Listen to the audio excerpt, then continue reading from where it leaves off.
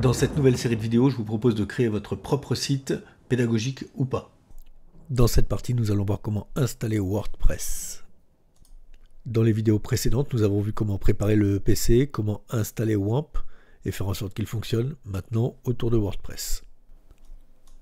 Et bien nous voilà donc sur notre machine virtuelle pour notre vidéo numéro 3, l'installation de WordPress grâce à WAMP que nous avions installé lui dans la vidéo numéro 2. Donc pour commencer, on va aller voir notre barre des tâches. Alors WAMP est lancé. S'il n'est pas lancé, alors je vais le fermer pour que vous vous rappelez un petit peu comment on le lance. Si jamais ça fait un petit moment que vous n'avez pas vu ça, on attend, il se ferme. Hop. Pour le lancer, rien de plus simple, WAMP Server, double-clic. Oui, on veut le lancer. Et justement, il démarre tous les services nécessaires au fonctionnement de votre futur site. Ça, c'est inutile si on est hébergé directement chez un hébergeur. Tout ça sera déjà en place. Mais bon, payer alors qu'on ne sait pas si ça va marcher. Donc on a vu ici que les 3 services étaient en marche. Et d'ailleurs, ici, le WAMP est bien tout vert. Si jamais votre WAMP ne passe pas au vert, il faut faire des recherches. Là, c'est vraiment chaque cas est particulier. Voir pourquoi il n'est pas passé au vert et essayer de comprendre. Alors, si je fais un clic gauche, on va tout de suite aller dans PHP MyAdmin, qui permet de gérer donc la base de données. Route par défaut, R-O-O-T, s'il n'y est pas, il faut le taper. Il n'y a pas de mot de passe pour l'instant. Connexion. On va aller créer une nouvelle base de données. Donc en cliquant sur nouvelle base de données, on va lui donner un nom. Par exemple, moi c'est démo site perso, mais ce serait, ça peut être le nom de votre projet. Hein. L'intérêt de mettre un nom clair, c'est qu'après, si on a 2-3 sites, on peut s'y retrouver. Donc voilà, démo site perso, créé. Et voilà, sur la gauche, on voit bien que notre base de données a été créée ici. Elle est vide, mais elle est là. On peut cliquer sur la petite porte avec la flèche verte pour dire déconnecter. Ensuite, on va aller dans l'explorateur de fichiers. C, si on a installé WAMP Server dans C, WAMP 64, et www, c'est là où sera stocké votre site. Ici, on va créer un répertoire. Alors c'est pareil, un dossier qui doit être clair. Donc moi, ça va être site, par exemple perso, ou pédagogique, peu importe. Voilà. Mon répertoire est créé, je vais dedans, hop, et je copie l'ensemble du chemin. C'est WAMP64 www site perso. Ici, normalement, il y aura le nom de votre projet. Quand ça c'est fait, on va dans les téléchargements, mais on va voir notre WordPress que nous avions téléchargé. Clic droit, extraire tout, et là on va lui donner le chemin que l'on vient de mettre. C'est pour moi WAMP64 www et le nom du projet. Extraire. Et là, ce sera un petit peu long. Il va tout extraire dans un répertoire qui s'appellera WordPress, et ensuite on n'aura qu'à glisser le contenu à l'extérieur de ce répertoire, mais toujours dans le répertoire, le dossier du nom de votre projet. On va le faire ensemble. Donc là, ça va extraire tout. On peut aller regarder ce que ça donne. Alors, téléchargement, plus besoin. Site perso. Un petit rafraîchissement peut-être. Voilà, si on rafraîchit, on voit que WordPress est arrivé et qu'il est en train de copier tout ce dont il a besoin pour faire tourner le futur site. Vous voyez, c'est un petit peu long, mais c'est pas grave. Ce qui est important, c'est que ça fonctionne à la fin. Voilà, on va le laisser bosser, 51%. Donc l'autre répertoire se remplit bien. Ici, donc on a en gros les fichiers de base du site. On verra qu'on reviendra dessus après, hein, sur certains, le setting peut-être, le config aussi. Et puis ici, bah, c'est tout ce qui concerne l'administration du site. Ici, les contenus. Et puis ici, je sais même plus. Donc, 88%. 94, c'est bon, on arrive au bout. Parfait. Donc c'est fait. Alors hop, on va fermer un petit peu le reste pour que ce soit plus clair. Ici, donc on a tout dans WordPress. Ce qu'on va faire, c'est qu'on va faire CTRL A pour tout sélectionner, CTRL X pour tout couper. on va faire un coup en arrière, donc on revient dans site perso, je sais pas si c'est assez grand, on revient dans site perso, clic droit, coller, et en fait tout le contenu on le déplace dans le site, le nom du projet, et normalement WordPress est vide, donc on va le supprimer.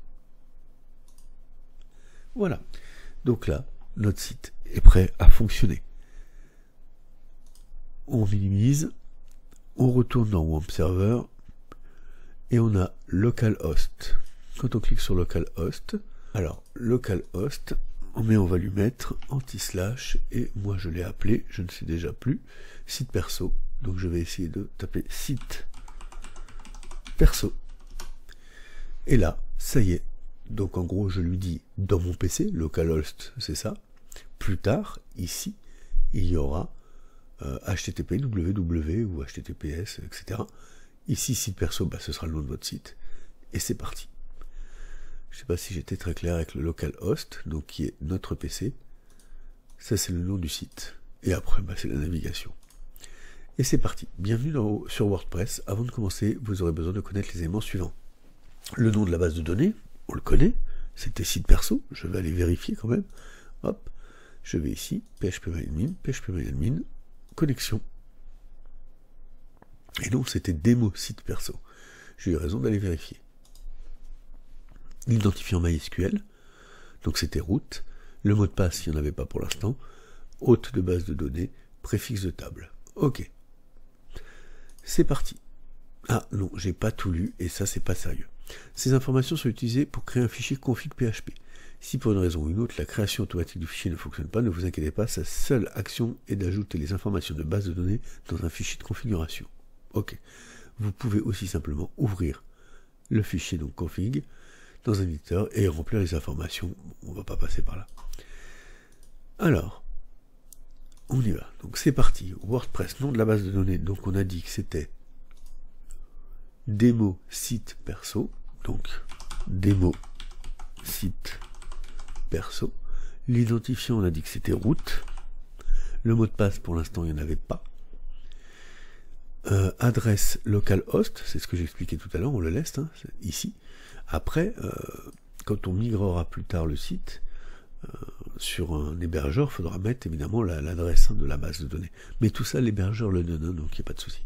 Le préfixe de la table. Donc ça, en fait, dans la base de données, qui est ici, quand si on clique sur celle-ci, il y a des informations. Si on clique sur démo site, pour l'instant, il n'y a rien. Mais peut-être que ce serait intéressant qui est quelque chose qui soit clair. Par exemple, moi c'est un site de démonstration, je pourrais peut-être, au lieu de mettre mes WP pour rappeler WordPress, je peux peut-être l'appeler démo. Voilà, c'est mon site de démo. Pourquoi pas? On fait ce qu'on veut. Envoyer. C'est parfait. Vous avez passé la première partie de l'installation. WordPress peut désormais communiquer avec votre base de données. Ça c'est ce qu'ils disent. On va attendre de voir lancer l'installation. Et c'est parti. Bienvenue dans la très célèbre installation en 5 minutes de WordPress. Donc on va remplir les informations. Donc le titre du site, moi c'est un site de démo. C'est là où il faut mettre ce que l'on veut. Oula, c'est là où on met ce que l'on veut, le nom de notre site, etc. L'identifiant, je déconseille administrateur. On va éviter ce genre de choses, c'est ce que les moteurs de hack, etc. vont rechercher en premier. On va mettre un identifiant, donc c'est pour gérer votre site, c'est vous le chef du site, l'administrateur du site. Il faut mettre quelque chose de pas commun, de peu commun. Alors là, pour l'instant, évidemment, j'ai aucune idée, mais il faut pas mettre WordPress, faut pas mettre admin. Alors moi, je vais mettre n'importe quoi pour l'instant. Test, site, démo. Là, je mets des majuscules, mais elles seront virées après, je crois. C'est juste pour la lisibilité. Un mot de passe, alors c'est pareil, on évite un 2, 3, 4, AZERTY, voilà, on va mettre quelque chose d'un petit peu complexe. Alors ici, c'est pareil, on met pas le même nom, enfin le même mot de passe que le nom d'utilisateur, on évite ce genre de choses. Bon, je sais pas, je vais mettre Windows 11, même si c'est absolument pas sérieux, et puis un $, par exemple, derrière, et voilà. Mais il faut mettre quelque chose de bien plus conséquent, parce que la personne qui arrive à rentrer dans votre site, après, il en fait ce qu'il veut. D'ailleurs, il me dit que c'est un mot de passe faible. Donc, c'est vraiment pas une bonne idée. Allez, 2023, 3, voilà, ça y est, on est passé. Alors, par contre, c'est pareil, il va falloir s'en souvenir. Donc, ce que je vais faire, c'est que je vais le noter. Ça peut paraître un petit peu exagéré, mais dans 1 heure ou demain, je me rappellerai sûrement pas. Et le nom, test, site, démo. Voilà, comme ça c'est noté. On rentre un mail, donc là il faut mettre un mail, un vrai mail, parce que l'idée, ça va être de pouvoir récupérer le mot de passe ou autre, si à un moment donné on a un problème. Donc on met un vrai mail, voilà. Ensuite, visibilité sur les moteurs de recherche. On va éviter, pour l'instant, ça n'a aucun sens que Google mette en référence notre site. Déjà, il ne le fera pas si on est hébergé à la maison. À moins vraiment qu'on ait des visites de l'extérieur de fou, mais voilà. Mais pour l'instant, on va pas l'indexer et ce sera faisable largement plus tard. On fera une machine arrière si un jour on veut vraiment le diffuser sur Internet. Installer WordPress et c'est parti. Bah là, moi sur mon PC, je vais lui demander de l'enregistrer, le mot de passe, comme ça, voilà, je suis tranquille. WordPress est installé. Merci et profitez-en bien. Identifiant test site démo et le mot de passe que vous avez choisi. Se connecter. Donc moi je l'ai mis en mémoire, mais on retaperait donc l'identifiant de l'administrateur du site et le mot de passe. Se connecter. Et voilà. WordPress, votre site est installé. Donc c'est... Après on peut prendre le temps de lire, etc. Mais ça y est. Alors on voit qu'il y a déjà une mise à jour. Alors c'est intéressant, hein, ça on va tout de suite le voir, les mises à jour. Bah, il suffit d'aller dans la page des mises à jour, cliquer et mettre à jour. Il va tout gérer tout seul. Et ça y est, le site est mis à jour. Si on veut le regarder, voilà ce qu'il donne pour l'instant. Évidemment, il ressemble à rien parce qu'il est vide, mais le site est en fonctionnement. Donc, on a le tableau de bord et tout va tourner autour de ce tableau de bord. Dans la partie cachée, hein, bien sûr. Si on va regarder notre base de données, si je clique sur démo du site perso, elle est remplie avec la première partie démo tirée que j'avais mise. Et voilà. Et donc la base de données est remplie. Je sais qu'à un endroit je pouvais demander plus de pages, mais je ne sais plus. Mais voilà, en gros c'est parti. À partir de là, on est bien. Ici on n'a plus besoin en réalité, c'était juste pour pouvoir voir ce qui était fait. Donc PHPMyAdmin, on n'a plus besoin, et notre site tourne. La prochaine vidéo traitera des extensions, les plugins que l'on mettra dans le site, ce qui permettra de le personnaliser. Pour l'instant on en a 2. Et puis l'apparence du site aussi. L'apparence du site c'est important, c'est les thèmes. Par exemple là on a ce thème là qui est activé, mais si j'active celui-là, je clique sur activer,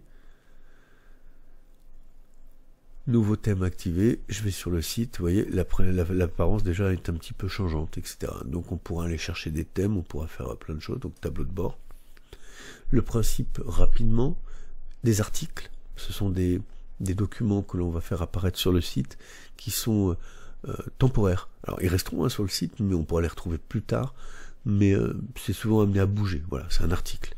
À la différence de la page, qui va être quelque chose de fixe, comme par exemple la première page du site. On peut modifier les choses dedans, mais c'est quelque chose, ouais, la page c'est quelque chose que l'on va bien souvent laisser figer. Voilà. Les médias, bah, c'est quand on va mettre des vidéos, on va mettre des photos, on va mettre tout ce dont on a besoin. Les commentaires, bah, c'est si on laisse l'autorisation aux visiteurs de laisser des commentaires, on peut évidemment les bloquer. Hein. L'apparence, donc ça va être les thèmes, etc. Les extensions, c'est tout ce qui est plugin. Le compte, bah, c'est les comptes. Hein. Pour l'instant, on n'en a qu'un, c'est le nôtre, où l'on voit bien que l'on est administrateur, administratrice du site. On peut ajouter des comptes, mais on verra qu'on utilisera peut-être autre chose. Les différents outils. Donc, pour importer la santé du site, tiens, c'est intéressant. Donc là, ça permet de voir un petit peu tous les paramètres. On aura sûrement des bugs. Donc, on se penchera dessus au fur et à mesure. Hop, tableau de bord, donc on était aux outils. Voilà, exporter la base de données, bon, etc. Les différents réglages, donc avec le nom du site, un slogan, si on veut, pour rajouter, hein. L'endroit où il est hébergé, les rôles, etc. Comment on veut afficher les heures, enfin voilà. Mais là, vraiment, on est tout au début. Mais ça y est, le site est installé. Maintenant, ça va être, entre guillemets, une partie encore un petit peu longuette, c'est les extensions. Et après, ce sera que du plaisir, c'est faire fonctionner son site. Voilà. Ah oui, et pour se déconnecter ici, hein. Hop, se déconnecter pour être déconnecté du site. Et bien voilà, nous venons de terminer l'installation de WordPress. La prochaine vidéo, ce sera avec les extensions. Si cette vidéo vous a été utile, n'hésitez pas à vous abonner, à cliquer sur la cloche et éventuellement sur le pouce.